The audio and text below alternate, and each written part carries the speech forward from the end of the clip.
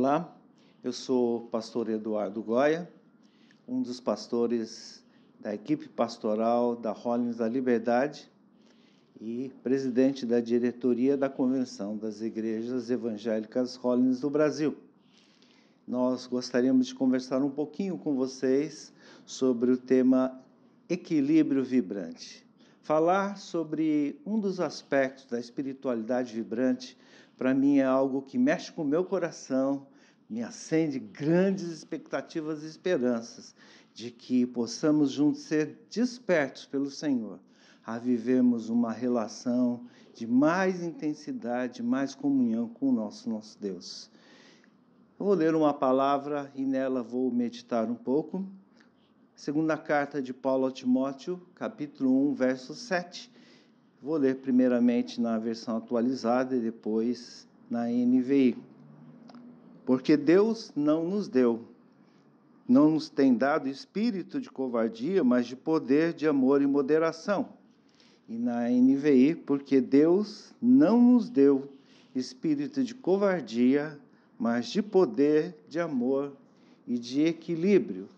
E uma segunda palavra que nós vamos meditar se encontra no Evangelho de Mateus, capítulo 22, verso 29. Respondeu-lhe Jesus: errais, não conhecendo as Escrituras, nem o poder de Deus. O apóstolo Paulo nos convida, nessa carta a Timóteo, a vivermos a nossa relação com Deus, o exercício dos dons espirituais e da riqueza que Deus nos tem dado de forma equilibrada. Ou, alguma outra versão, com moderação. Esse equilíbrio tão necessário, ele passa por dois pontos que nós precisamos pensar.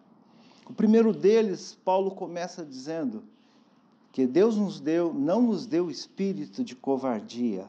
Ou, numa tradução mais livre, poderia ser dito: o espírito que Deus nos deu não gera em nós covardia. E aqui eu gostaria de lhe chamar a atenção ao primeiro ponto, que é o desafio do equilíbrio vibrante. A primeira coisa para se ter equilíbrio é vivenciar a espiritualidade. Não vamos ter equilíbrio se não vivenciar. Como você aprende a andar de bicicleta? Você lê o manual de como se anda na bicicleta, sobe em cima da bicicleta e sai andando, retinho, sem nenhum problema. Não, queridos, nós aprendemos a andar numa bicicleta, eu, provavelmente você, com alguém nos colocando primeiro com aquelas rodinhas do lado, nos apoiando, nos ajudando, alguém segurando atrás, e depois meu irmão, minha irmã não tem jeito, tomando alguns tombos. Paulo está nos dizendo aqui que o espírito que Deus nos deu não nos gera covardia. O espírito que Deus colocou em nós não é de covardia. Paulo está dizendo aqui que nós devemos caminhar, devemos tentar, devemos vivenciar a prática do dom, no caso de Timóteo, que ele recebeu, e de cada um de nós, a nossa relação com Deus. Então, o primeiro desafio para nós vivermos o equilíbrio é vivenciarmos a espiritualidade. Sem vivenciar, nós não vamos ter equilíbrio, queridos. Nós vamos ficar discutindo, vamos teorizar, vamos avaliar, vamos ter pontos que nós vamos achar que são bons e ruins, nós vamos ter dificuldades de decidir, mas isso é bom, isso é perigoso, mas aquilo isso, mas aquilo outro tal coisa, mas essa linha também tem isso, aquilo, e nós não vivenciamos. Então, o primeiro ponto, o primeiro desafio para o equilíbrio vibrante é vivenciar a espiritualidade. Da forma como você a entende, viva a espiritualidade. Se relacione de forma vibrante com Deus. Se você gosta de uma oração silenciosa, uma busca mais na paz, no seu aconchego, no seu quarto, ótimo. Se você é do tipo mais expansivo, que gosta mais de manifestar, busque. O importante é que você viva. A segunda coisa é essa lembrança que nós vemos no Evangelho de Mateus, e o contexto, vocês sabem, é um contexto que é uma discussão sobre a ressurreição. Aqueles que não acreditavam estavam questionando Jesus, e cria uma situação hipotética. O indivíduo é casado e ele morre. O irmão abaixo dele, então, assume a posição, casa-se com a viúva e morre o irmão abaixo, e assim acontece. E a pergunta, e lá na eternidade, de quem vai ser o marido dessa mulher? E Jesus simplesmente responde: errais, não conhecendo as Escrituras nem o poder de Deus. O contexto que nós queremos colocar é outro, mas eu creio que o desequilíbrio tem vindo da negligência desses dois aspectos. Erramos, não conhecendo as Escrituras nem o poder de Deus.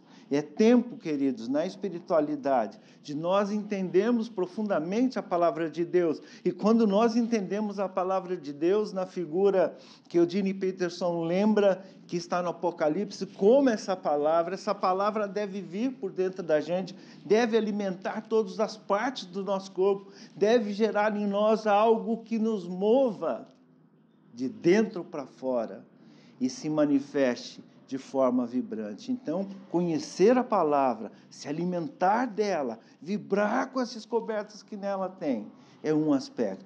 Mas o outro é conhecer o poder de Deus, vivenciar com profundidade a dinâmica dos dons e das manifestações espirituais. Nós precisamos viver com mais intensidade. Nós, Holiness, cremos nos dons espirituais. Um dos nossos 4 pontos centrais é a cura divina, e no entendimento que alguns têm tido da posição de A.B. Simpson, que cunhou esse termo, as 4 dimensões do Evangelho, a ênfase é os dons espirituais, não apenas a cura. Então eu diria, a Igreja Holiness crê na dinâmica dos dons espirituais, e nós precisamos da nossa espiritualidade vivenciar uma dinâmica de experiência com o poder de Deus. Errais, não conhecendo as Escrituras nem o poder de Deus. A devida presença desses dois aspectos vão manter-nos com equilíbrio e moderação na espiritualidade, na prática equilibrada da espiritualidade vibrante. Portanto, queridos, 2 aspectos que eu lembrei hoje. Primeiro, o Espírito que Deus nos deu não nos leva à covardia. Portanto, queridos, vivenciemos, pratique, exerça a dinâmica da sua relação pessoal com Deus. Não fique em sofismas e discussões, mas experimente. O segundo desafio, equilíbrio entre Escritura e o poder de Deus. Conheça, se aprofunde, mas vivencie profundamente a sua experiência pessoal, a experiência coletiva enquanto igreja, da dinâmica da presença do Espírito Santo. Porque o Espírito que Deus nos deu não é de covardia, mas, sobretudo, de moderação, de poder, de amor. Que nós possamos vivenciar isso com toda a intensidade e possamos dizer: nós praticamos a espiritualidade vibrante. Deus te abençoe e que você viva intensamente e de forma equilibrada a sua relação com Deus.